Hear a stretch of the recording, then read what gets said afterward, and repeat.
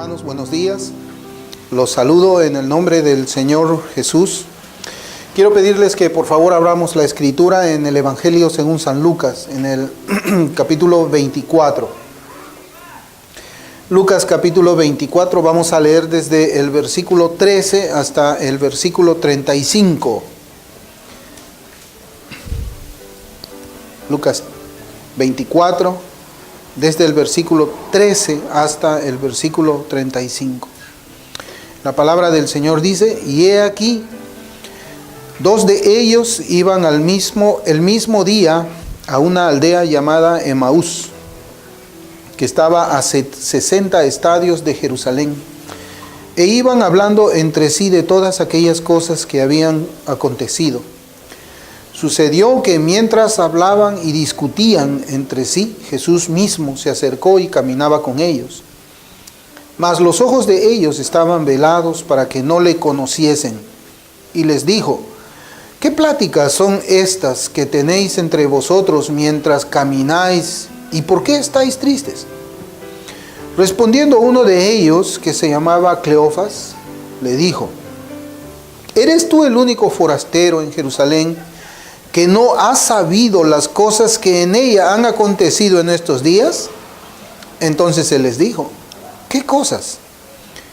Y ellos le dijeron: de Jesús Nazareno, que fue varón profeta, poderoso en obra y en palabra delante de Dios y de todo el pueblo, y cómo le entregaron los principales sacerdotes y nuestros gobernantes a sentencia de muerte y le crucificaron. Pero nosotros esperábamos que Él era el que había de redimir a Israel. Y ahora, además de todo esto, hoy es ya el tercer día que esto ha acontecido. Aunque también nos han asombrado unas mujeres de entre nosotros, las que antes del día fueron al sepulcro. Y como no hallaron su cuerpo, vinieron diciendo que también habían visto visión de ángeles, quienes dijeron que Él vive. Y fueron algunos de los nuestros al sepulcro y hallaron así como las mujeres habían dicho, pero a Él no le vieron. Entonces Él les dijo: oh insensatos y tardos de corazón para creer todo lo que los profetas han dicho. ¿No era necesario que el Cristo padeciera estas cosas y que entrara en su gloria? Y comenzando desde Moisés y siguiendo por todos los profetas, les declaraba en todas las escrituras lo que de él decía. Llegaron a la aldea a donde iban y él hizo como que iba más lejos, mas ellos le obligaron a quedarse, diciendo: quédate con nosotros porque se hace tarde y el día ya ha declinado. Entró pues a quedarse con ellos. Y aconteció que estando sentado con ellos a la mesa, tomó el pan y lo bendijo, lo partió y les dio.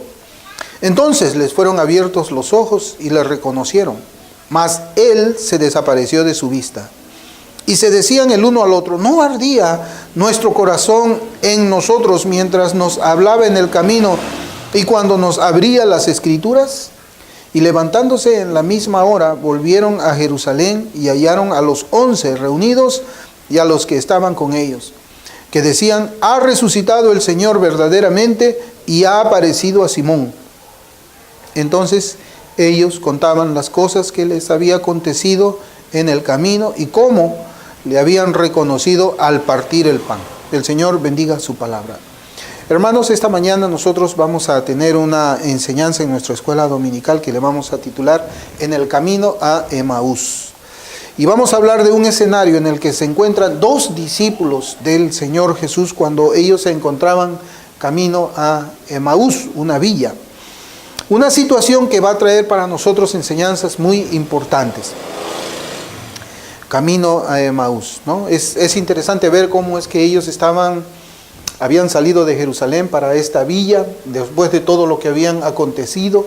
Estaban ellos pues dirigiéndose hacia allá y de repente el Señor se les junta mientras ellos estaban en su camino. Yo creo que nosotros podemos fácilmente poner en nuestras mentes ese escenario en nuestras mentes. Dos de ellos están caminando por el camino y de repente alguien se suma a ellos dos y comienzan a caminar juntos. Y quien se suma es Cristo. Es Cristo quien está caminando con ellos. La Biblia nos enseña a nosotros de que el Señor Dios, Cristo, también había caminado con otros hombres en el Antiguo Testamento. En Génesis 5:22 podemos ver que la Escritura dice, y caminó Enoc con Dios, después que engendró a Matusalén 300 años y engendró hijos e hijas. En Génesis 6:9 también la Escritura dice, estas son las generaciones de Noé. Noé, varón justo, era perfecto en sus generaciones. Con Dios caminó Noé. Génesis 48:15 dice, y bendijo a José diciendo, el Dios en cuya presencia anduvieron mis padres, Abraham e Isaac, el Dios que me mantiene desde que yo soy hasta este día. Y en esta mañana, hermanos, nosotros hemos leído precisamente lo mismo. Hemos leído la experiencia que todo creyente debe de tener de caminar con Dios, caminar con Cristo. Y este es el mensaje que precisamente nos enseña que todo cristiano anda, todo cristiano camina con el Señor, que todo verdadero creyente anda con Él. Y andar con Dios tiene, hermanos, muchas implicaciones teológicas y tiene también muchas implicaciones prácticas. Andar con Dios es una experiencia exclusiva de aquellos que han sido salvados por la gracia del Señor. Enoc caminó con Dios, Noé caminó con Dios, Abraham caminó con Dios, Isaac caminó con Dios. Todo cristiano camina con Dios. Aunque sabemos que caminar con Dios, hermanos, implica también un camino. Dios no va a caminar si es que nosotros no estamos en un camino determinado. Implica un camino que se caracteriza por la justicia, se caracteriza por la santidad, se caracteriza por la rectitud y se caracteriza por la verdad. Si un creyente no está en ese camino, no puede esperar que Dios camine con él. ¿Por qué? Porque Dios es justo, porque Dios es recto, porque Dios es santo y porque Dios es veraz.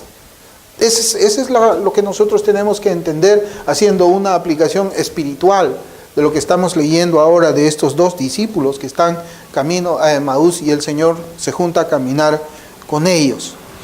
Lo primero que nosotros podemos resaltar es que siendo que Cristo camina con cada uno de nosotros, con cada uno de los suyos, entonces no debe haber desesperanza para nosotros. Caminar con Cristo es el cumplimiento de lo que la Escritura habla de Él en el Antiguo Testamento. En el Salmo 145:18, la palabra de Dios dice, cercano está Jehová a todos los que le invocan, a todos los que le invocan de veras. Cercano está el Señor. Así como el Señor estaba cercano a estos dos discípulos, el Señor está cercano a todos aquellos que son de Él. Y la característica de los que son de Él, ya hemos visto que caminan por un camino determinado. Es lo que nosotros vemos a lo largo de todas las páginas de la Escritura. Cercano estaba Cristo a estos dos discípulos, pues que caminaban a Emaús. Emaús, una villa que se ubicaba a unos 11 kilómetros de Jerusalén. 11 kilómetros de Jerusalén. Acá nosotros vemos que dice 60 estadios de Jerusalén, que hace la cantidad de más o menos unas 6 millas, o un poquito más de 6 millas, unos 11 kilómetros. Y lo primero que nosotros podemos notar, hermanos, es que recorrer esta distancia, recorrer 11 kilómetros a pie, hace más o menos un tiempo aproximado de 2 horas. 2 horas de caminata. No puedo imaginarme desde aquí hasta dónde podría ser esa caminata, pero son 2 horas caminando. Y son 2 horas caminando con el Señor. 2 horas caminando con Cristo. El Cristo resucitado, el Cristo de la gloria. Ahora, podemos imaginar nosotros todas las cosas que el Señor debió haber conversado con ellos en 2 horas. Y ellos con el Señor en 2 horas. Porque nosotros tenemos aquí, inspirado por el Espíritu Santo, parte de esa conversación. Pero fueron en realidad 2 horas lo que dice este versículo de la palabra de Dios. Claro que sí.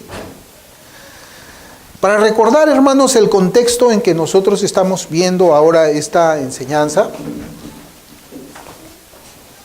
Cristo había sufrido un juicio infame, como vemos aquí que ya los 2 discípulos estaban diciéndole también al Señor, que no le reconocían todavía. Él había sido llevado a las autoridades romanas para que Él sea ejecutado a muerte. Sin embargo, la muerte no le podía contener al Señor, y Él resucita el tercer día, es decir, el día primero de la semana, día domingo, Él resucitó. Y hemos visto que cuando Cristo resucita, cuando Él sale de ese sepulcro, lo hace con un cuerpo algo diferente del que Él había sido sepultado en la tumba. Era un cuerpo distinto. Y sabemos esto, hermanos, ¿por qué? Porque la Biblia nos lo enseña así, y también lo vemos por la experiencia que estos discípulos tuvieron y por la experiencia que los otros discípulos también tuvieron del Señor. El cuerpo de Cristo, ya hemos visto, era un cuerpo diferente. Era un cuerpo que no era como Él lo había tenido en la tierra, así como nosotros, en un inicio. Y lo que nosotros vemos aquí también, hermanos, es que ellos eran creyentes que estaban viviendo en incredulidad. Creyentes que estaban viviendo en incredulidad. No en pecado, pero no creyeron lo que Cristo había hablado de sí mismo. Esa es la incredulidad en la cual habían estado viviendo estos creyentes. No creyeron a la palabra del Señor. ¿Y cómo es que nosotros nos damos cuenta? Porque en el Evangelio de Lucas vimos nosotros que José de Arimatea y Nicodemo lo sepultaron, lo pusieron en ese sepulcro como si Cristo no fuese a resucitar de entre los muertos. Es decir, fue una sepultura como la tradición judía lo hacía en ese tiempo. Vimos también que María Magdalena y las otras mujeres habían comprado especias, ¿para qué? Para ungir el cuerpo, para evitar de que el cuerpo tenga mal olor, porque esa era la tradición judía.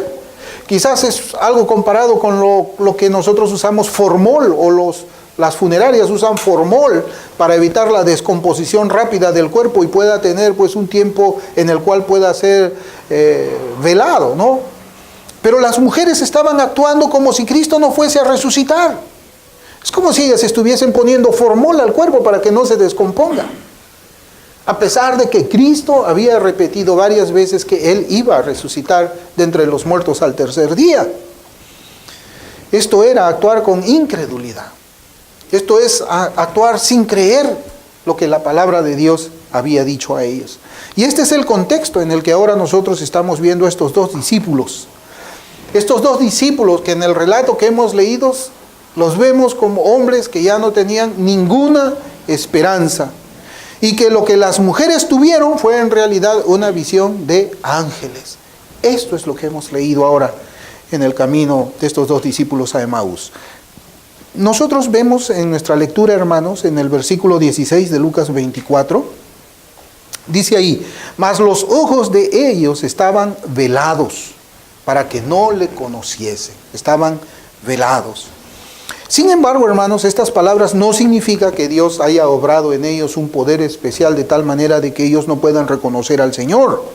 Y esto es aclarado por el Evangelio según San Marcos. Marcos capítulo 16, versículo 12, porque vemos nosotros que Marcos solamente habla del camino a Emaús en 2 versículos, nada más.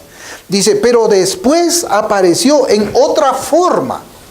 ¿Se da cuenta? Después apareció el Señor resucitado en otra forma a 2 de ellos que iban de camino yendo al campo. Entonces el Señor, pues, cuando dice la Escritura acá, mas los ojos de ellos estaban velados, no es que había un poder especial para que había actuado en los ojos de parte de Dios para que no les reconozcan, sino que Cristo se había presentado delante de ellos en otra forma. Yo les decía esto, de que la resurrección es un misterio.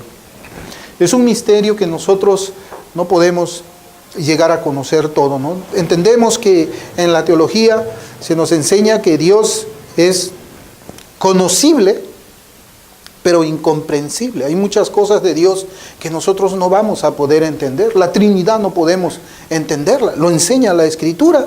Pero no podemos entenderla, no podemos explicarla de tal manera que puede satisfacer la razón humana. 3 personas en un solo Dios. 1 más 1 más 1 es 3. Pero según la Biblia, 1 más 1 más 1 es 1. De igual forma, en la resurrección nosotros vemos muchos misterios que no vamos a poder satisfacer en nuestra mente finita, porque la mente finita no puede comprender lo infinito, pero sí podemos entender que Cristo resucitó. Y lo hizo con un cuerpo distinto, por lo que la Escritura nos lo enseña. Pero el punto principal de este relato es el escenario personal, el encuentro personal que tuvieron estos dos discípulos que estaban desesperanzados con el Cristo Salvador, el Cristo Redentor, un encuentro con el Cristo resucitado. Ese es el punto principal. Las Biblias, como Reina Valera 60, han titulado a esta porción de las Sagradas Escrituras como En el camino a Emaús. Y tal vez eso es lo que nosotros necesitamos en nuestra vida. Estar en el camino a Emaús y tener un encuentro con Cristo. Eso es posiblemente lo que nosotros necesitamos. O hemos abandonado ese camino a Emaús, o estamos en el camino a Emaús, Cristo está con nosotros y al igual que ellos no podemos reconocerle. ¿Y quiénes eran estos dos discípulos? Y yo les decía que hay mucha enseñanza práctica y alentadora para nosotros. ¿Quiénes eran estos dos discípulos? Bien, las Escrituras nos traen el nombre de uno de ellos en el versículo 18. Dice, respondiendo uno de ellos que se llamaba Cleofas, le dijo, ¿eres tú el único forastero en Jerusalén que no ha sabido las cosas que en ella han acontecido en estos días? Bueno, uno de ellos se llamaba Cleofas, ya lo sabemos. Y Juan, el apóstol Juan, en su evangelio también nos da un versículo. En un versículo él cita a Cleofas en Juan 19, 25. Dice, estaban junto a la cruz de Jesús su madre y la hermana de su madre, María, mujer de Cleofas, y María Magdalena. Entonces, tenemos ya un dato aquí que la Escritura nos enseña. Este Cleofas había estado cerca de la cruz y es el que está ahora caminando con otro discípulo más. Hay comentaristas que han sugerido que el otro de los acompañantes pudo haber sido Juan el apóstol. Juan el apóstol, el discípulo amado. Sin embargo, esto, hermanos, es improbable. Es improbable, porque leemos en el versículo 33 que ellos fueron luego a darles un reporte a quienes, a los 11 que estaban reunidos. Es decir, nosotros ya sabemos que uno de ellos era Cleofas y el otro no era uno de los 11, era otro discípulo. Un discípulo del cual nosotros no tenemos su nombre. Es un discípulo anónimo. Un discípulo que la Biblia, inspirada por el Espíritu Santo, ha querido guardar en secreto, en el anonimato. No podemos pues saber quién es este discípulo, pero lo que sí sabemos es que la experiencia que tuvo este discípulo ha quedado registrada en la eterna palabra de Dios. Y esto nos enseña ¿qué cosa? Que el Señor Jesús camina con los discípulos que no tienen un gran nombre. Nos enseña que el Señor camina con los discípulos que no tienen un gran nombre, o también camina con los hermanos y con las hermanas que pasan desapercibidos. Entonces nuestra primera lección es que usted no necesita ser un pastor para caminar con Cristo. Usted no necesita ser un diácono, un evangelista. Usted no necesita ser un doctor en teología para que el Señor camine con usted. En tanto que usted tenga manos limpias y pureza de corazón, que no haya elevado su alma a cosas vanas, ni jurado con engaño, como dice el Salmo 24, usted caminará con el Señor Jesús. El mundo mira los grandes nombres y el mundo busca un gran nombre y fama, pero el Señor a ellos los mira de lejos y Él se acerca y Él camina con aquellos que son humildes de corazón. El Señor camina con sus discípulos y esta porción de la palabra nos enseña que Cristo camina con aquellos discípulos que no son conocidos por nadie. Es tremendo, hermanos. Es tremendo, porque a veces nosotros creemos de que el Señor solamente está caminando con aquellos hombres que tienen algún renombre, porque están en la internet, porque están mencionados acá, porque sus iglesias son grandes, porque se dice que tienen un ministerio muy grande y el Señor está caminando con ellos, pero esta Escritura nos enseña que eso no es así necesariamente. Y en nuestro relato vemos que el Señor Jesús se acerca a estos dos discípulos que iban camino ¿a dónde? A Emaús. Emaús era una villa muy pequeña, hermanos, que estaba situada cerca de Jerusalén. Ya lo dijimos, estaba a 11 kilómetros, a 2 horas caminando. Pero también era una villa que no hubiese podido ser conocida si es que su nombre no hubiese sido mencionada en la palabra de Dios. ¿Quién hubiese sabido que Emaús existe? Así nosotros podemos saber cuántos lugares hay en Perú que tienen nombre y nosotros no los conocemos. Pero si uno de esos nombres estuviese en la Biblia, seguramente que sí llamaría nuestra atención. ¿Y qué lugar es este? Es un lugar pequeñísimo, es un lugar que tiene pocos habitantes, es un lugar que no tiene actividad comercial. Quizás podemos pensar así de Emaús, un sitio sin importancia. Pero es importante, ¿por qué? Porque el Señor ha decidido poner ese nombre en su palabra. Eso es lo que tal vez la haga importante. ¿Y qué aprendemos nosotros con esto? Aprendemos que el Señor no solamente camina con discípulos desconocidos, sino que además llega a las iglesias que son muy pequeñas o a las iglesias que no son nada conocidas. Pero donde los principios de la palabra de Dios son correctamente predicados y vividos por los hermanos y hermanas que pertenecen a esa iglesia local. Estos dos discípulos, dice esta palabra que hemos leído de Lucas 24, estaban tristes y estaban también platicando mientras caminaban de todo lo que había sucedido al Señor. Y eso lo dice el versículo 17. El versículo 17, vemos que el Señor les pregunta y les dijo: ¿qué pláticas son estas que tenéis entre vosotros mientras camináis? ¿Y por qué estáis tristes? Hermanos, ¿por qué estaban ellos tristes? ¿Por qué es que ellos, estos dos discípulos, Cleofas y el anónimo, estaban tristes? Estaban conversando tristes. Ellos estaban así por causa de sus ideas equivocadas que tenían acerca del propósito del Señor. Ellos tenían ideas equivocadas. Es algo tremendo, siendo discípulos, tenían ideas equivocadas acerca de lo que el Señor decía. Eran discípulos. Habían estado allí, al pie de la cruz. Cleofas seguramente había seguido también el ministerio del Señor, había creído, había puesto su fe, había sido salvado por gracia, por medio de la fe en Cristo. Pero él tenía ideas equivocadas acerca del ministerio del Mesías. Y esto lo vemos en el versículo 21. Mire cómo es que dice la palabra del Señor. Pero nosotros esperábamos que Él era el que había de redimir a Israel.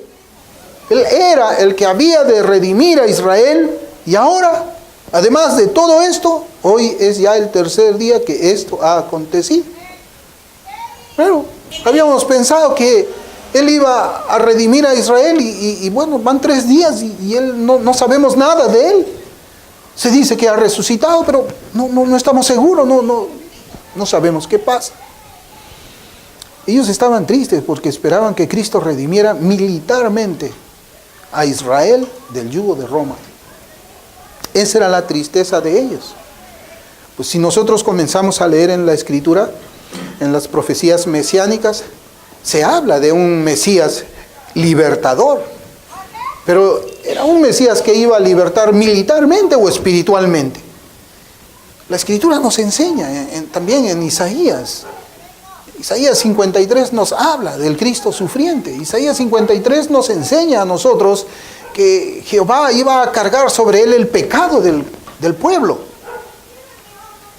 Entonces, no iba a ser una liberación militar, iba a ser una liberación espiritual. Pero ellos no habían entendido esto.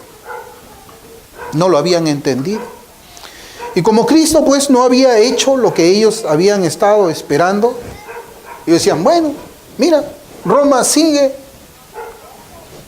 con un yugo sobre nosotros, pues estamos tristes. Creo que perdimos el tiempo allí con Cristo, siguiéndole. Ellos creyeron pues que la causa de Cristo ya había terminado y que ya no había nada más por hacer. Se acabó todo. Quizá alguno también de nosotros se encuentre desanimado en esta mañana, desalentado con el Señor, como lo estaban esos dos discípulos. Tal vez. ¿Y cuál es la razón? Tal vez estamos desanimados porque Cristo no ha hecho lo que queríamos que Él haga por nosotros. Nosotros queríamos que el Señor nos dé salud al cuerpo y el Señor no nos da salud al cuerpo y estamos desanimados con el Señor. Queríamos que el Señor nos dé un buen trabajo y el Señor no nos ha concedido dar ese buen trabajo y estamos desanimados con el Señor. Queríamos que el Señor nos haga una vida un poco más fácil y sencilla aquí en la tierra. Y vemos que nuestra vida no es fácil y sencilla aquí en la tierra. Y por eso estamos desanimados con el Señor Jesús. Estamos tristes porque Él no está haciendo por nosotros lo que nosotros queremos que Él haga. Quizás alguno también diga, bueno, ya no quiero servir al Señor por esa razón. Ya no quiero ir a la iglesia porque Cristo no me funciona. Ya no quiero testificar de Cristo, ya no voy a predicar el Evangelio, nunca más. Eso quizás dijimos nosotros en algún momento cuando Cristo no hizo lo que nosotros queríamos que Él haga. Muchas veces esperamos, ¿saben qué, hermanos? Bendiciones físicas antes que bendiciones espirituales. Y eso era el problema con estos dos discípulos. Ellos querían una bendición física, que Roma salga militarmente encabezado por Cristo fuera de Israel. Ellos no pensaban en una bendición espiritual. Y como no se cumplió esa bendición física, dijeron, bueno, ya no queremos, se acabó todo, pues. Ya no hay nada más que hacer. Cuando esperamos pues esas bendiciones físicas antes que las espirituales, eso, hermanos, nos lleva a la desesperanza. Pero nosotros como creyentes verdaderos decimos junto con el profeta Jeremías 20:9 dice, y dije, no me acordaré más de él, ni hablaré más en su nombre. No obstante, había en mi corazón como un fuego ardiente metido en mis huesos. Traté de sufrirlo y no pude. El Señor nunca nos va a soltar a nosotros. Aunque estemos desalentados, el Señor va a caminar con nosotros. Vamos a estar caminando en la justicia, en la rectitud, en la verdad, desalentados, pero ahí el Señor se va a acercar a nosotros. Se va a acercar a nosotros. Tal vez los discípulos también estarían recordando pues las enseñanzas de Cristo, estos dos discípulos. Los milagros que Él hizo durante su ministerio terrenal. Y sin embargo, a pesar de que escuchaban los sermones del Señor Jesús, ellos no pudieron comprender plenamente el propósito de su primera venida. No pudieron comprenderlo, como ya lo hemos visto. Ellos estaban desanimados porque pensaban que Cristo todavía estaba en el sepulcro y que tal vez creían que iba a permanecer allí para siempre. Y el problema, hermanos, es precisamente el versículo 14. Cuando nosotros lo leemos, miren, voy a leer en Reina Valera 60.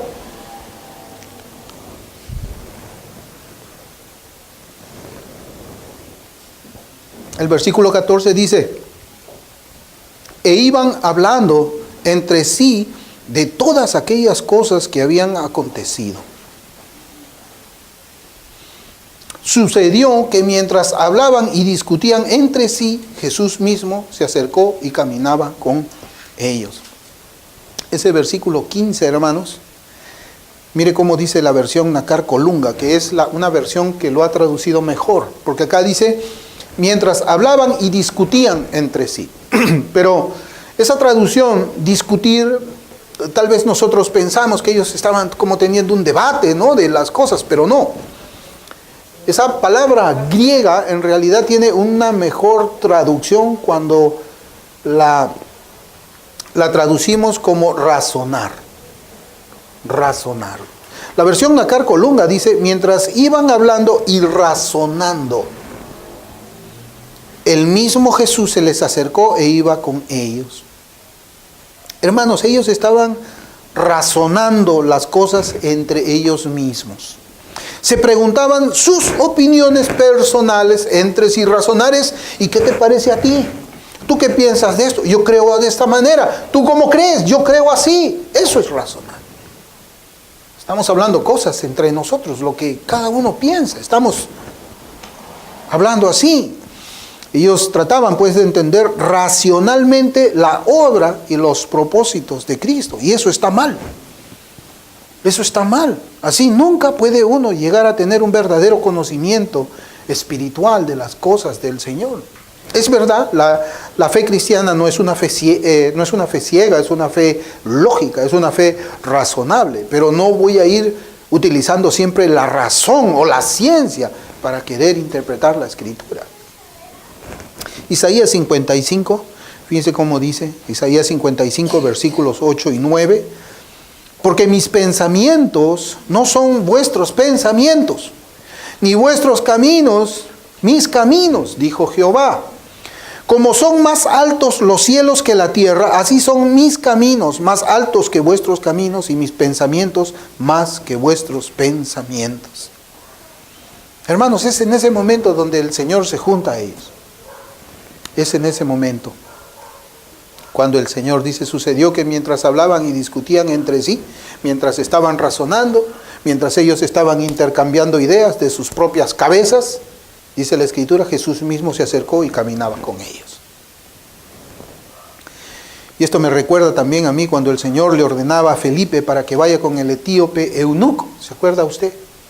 Cómo es que el eunuco etíope estaba caminando y de repente se acerca Felipe. En Hechos 8, 26, 27 dice, un ángel del Señor habló a Felipe diciendo, levántate y ve hacia el sur por el camino que desciende de Jerusalén a Gaza, el cual es desierto. Entonces él se levantó y fue, y sucedió que un etíope eunuco, funcionario de Candace, reina de los etíopes, el cual estaba sobre todos sus tesoros y había venido a Jerusalén para adorar. ¿Qué nos enseña esto, hermanos? Nos enseña de que donde hay un deseo espiritual sincero de conocer la palabra de Dios, Cristo satisface esa necesidad. Cristo satisface esa necesidad. Vemos que Cristo se une a ellos, pero ellos no sabían que se trataba del Señor. Y muchas veces ocurren, hermanos, cosas buenas en nuestras vidas y nos olvidamos que es el Señor el que las hace. No lo reconocemos. No lo reconocemos a Él en las cosas buenas que tenemos. Nos olvidamos que Cristo es quien camina junto con nosotros y no le reconocemos en esos momentos y dejamos de darles las gracias al Señor y dejamos de darle la alabanza que Él merece. Tal vez ellos pensaron que el Señor estaba muerto y que, como dijeron los fariseos, alguien había robado su cuerpo. Acuérdense que esa era una de las teorías que habíamos visto cuando estábamos estudiando la resurrección de Cristo. Y vemos ahora que el Señor le hace una pregunta, aunque Cristo ya lo sabía todo. Y el Señor hace la pregunta con el propósito de provocar una respuesta en ellos. Nosotros tenemos que reconocer que Cristo ya sabe todo. Y si el Señor ya sabe todo, si Él conoce los pensamientos del corazón de cada ser humano, ¿por qué pregunta entonces? Él lo hace para provocar una respuesta. Es esa la razón. En Lucas 24, 17 vemos que, y les dijo, ¿qué pláticas son estas que tenéis entre vosotros mientras camináis y por qué estáis tristes? Y vemos que la Escritura nos enseña a nosotros que ellos se sorprenden, tan sorprendidos que exista una persona que no sabía, no sabía lo que acababa de ocurrir en Jerusalén. ¿Y de dónde aparece este hombre? ¿Cómo no sabe lo que pasó allá? Pero Cristo les vuelve a preguntar en el versículo 19. ¿Qué cosas?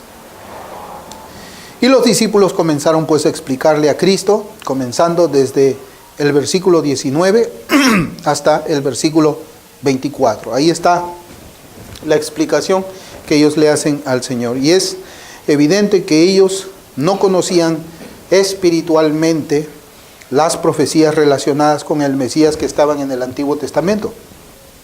Aquí vemos, hermanos, un caso de ignorancia espiritual. Ellos eran ignorantes. Además de ello, como ya lo dijimos, actuaron con incredulidad.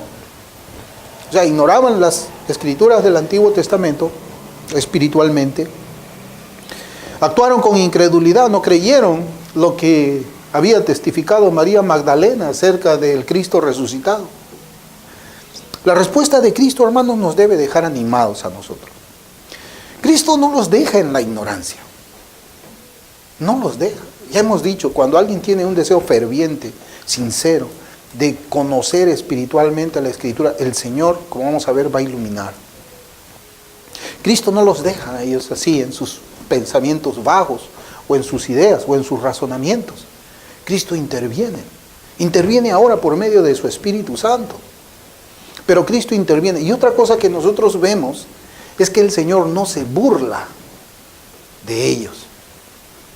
El Señor no hace escarnio de ellos por el hecho de que no conocían doctrina, no conocían las Escrituras, no conocían teología.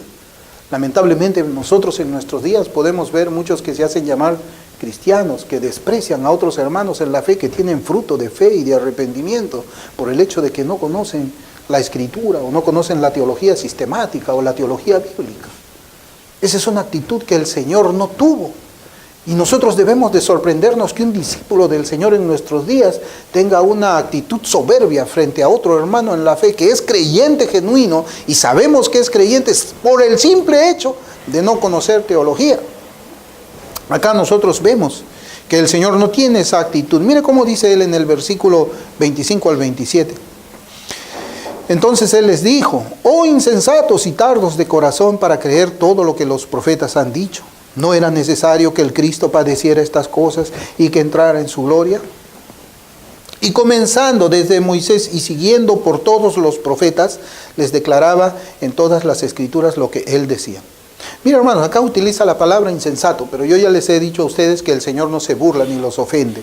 Y es que nosotros tenemos que entender esa palabra insensato no de la forma como la usamos nosotros en el siglo XXI aquí en Perú, muchas veces de una forma peyorativa. Insensato, es una ofensa. No, en esos tiempos significaba solamente un hombre sin conocimiento. Es eso, un hombre sin conocimiento. Y el Señor de ninguna manera pues trataba de burlarse tampoco de sus ovejas. Esa no es la actitud de Cristo. Y lo que el Señor le dice, hermanos, es que todas las cosas que ellos habían estado conversando, que le habían estado narrando al Señor Jesús, eran verdaderas. El Señor les dice que el Cristo tenía que sufrir, el Cristo tenía que morir y el Cristo tenía que resucitar.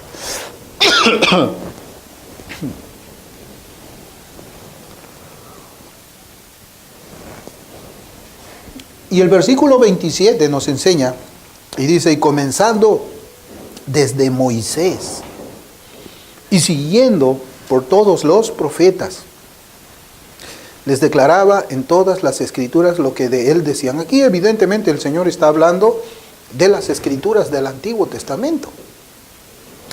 Y cuando dice comenzando desde Moisés, ¿a qué se refiere comenzando desde Moisés? ¿Quién fue el autor del Pentateuco? Moisés. Es decir, comenzando desde Génesis. Comenzando desde Génesis, Génesis 3:15. Y pondré enemistad entre ti y la mujer, entre tu simiente y la simiente suya. Esta te herirá en la cabeza y tú le herirás en el calcañar. Cristo debe haberles dicho: yo soy la simiente de la mujer. Yo le aplasté la cabeza a Satanás. Él me hirió en el calcañar, pero yo aplasté su cabeza. Yo lo vencí en la cruz. Esa profecía soy yo. Salmo 16:10. Porque no dejarás mi alma en el Seol, ni permitirás que tu santo vea corrupción. El Señor debe haberle dicho a los discípulos: mira, ¿ves estas heridas en mi mano? ¿Ves las heridas en mis pies? Mira la herida en el costado. Soy yo. Soy yo. Mi cuerpo no se corrompió, como dice la Escritura. Esta Escritura está cumplida en mí. Y así tantas y tantas otras profecías mesiánicas del Señor debe haberle explicado Él a sus discípulos, haciendo una aplicación a su propia vida. Luego el Señor tuvo comunión con sus discípulos. Dice la Escritura que ya se había hecho tarde y entró en una posada con ellos y partió el pan y se los dio. El Señor es tremendo porque Él hizo eso, Él siempre sirvió. Nosotros podemos ver de que Él siempre tuvo una iniciativa de servicio. Él se sentaba, partía el pan, lo repartía la copa. Y el Señor no cambia en su carácter. Vemos que después de resucitado, Él se sienta y hace lo mismo con estos dos discípulos. Hermanos, cuán deseable es la comunión de Cristo con los suyos. Eso es lo que nos enseña este pasaje. El Señor se agrada, se deleita en la comunión con sus redimidos, con sus discípulos. Y también podemos ver cuánta es la paciencia del Señor con la ignorancia que muchas veces tenemos todos nosotros de la Escritura.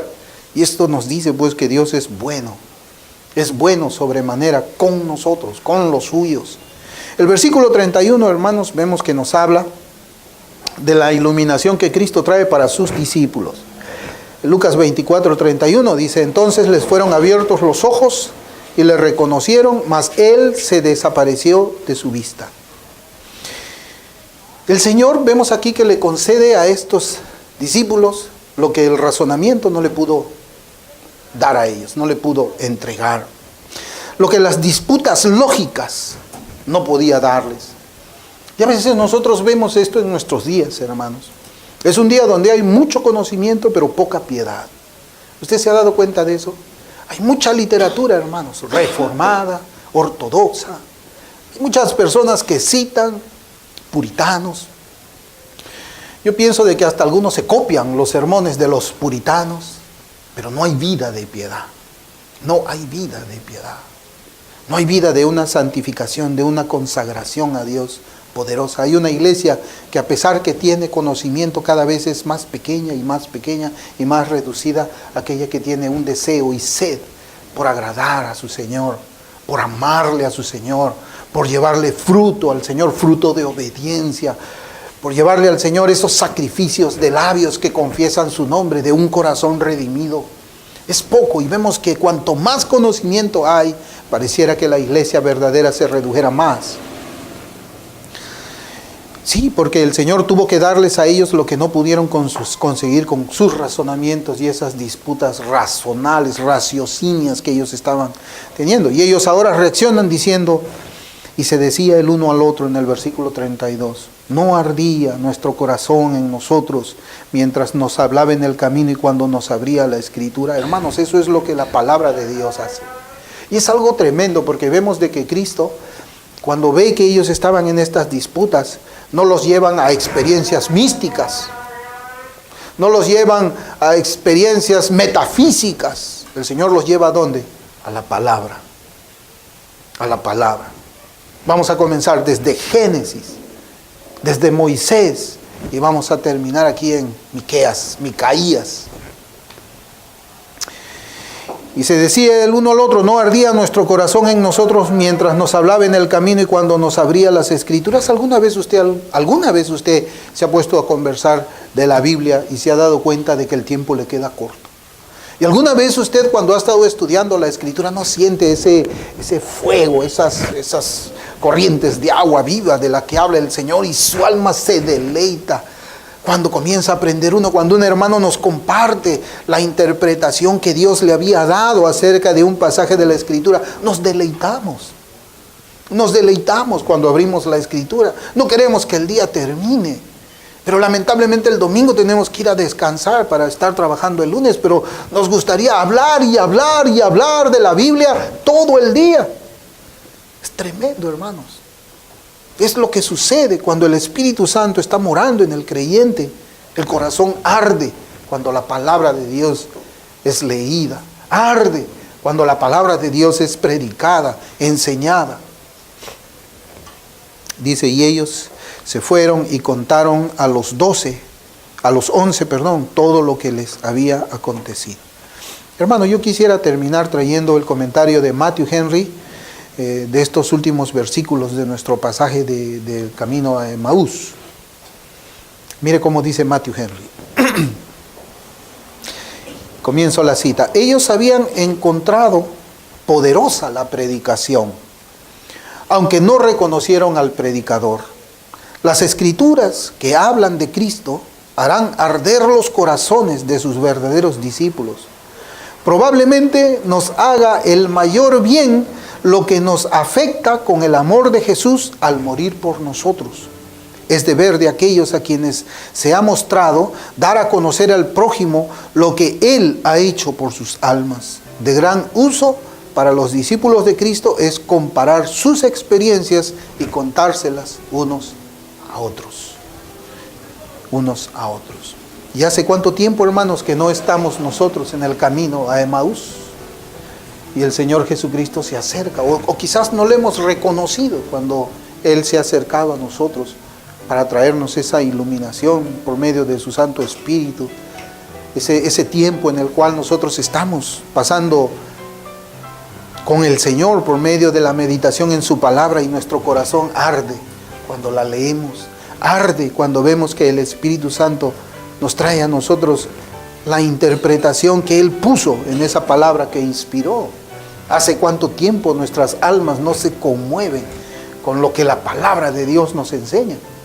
Hermanos, este ejemplo que nosotros vemos en el camino de Emaús, debemos de buscarlo en nuestras vidas. Buscar esa comunión con Cristo. Buscar su presencia en nuestras vidas. Debemos hacerlo. Vamos a orar.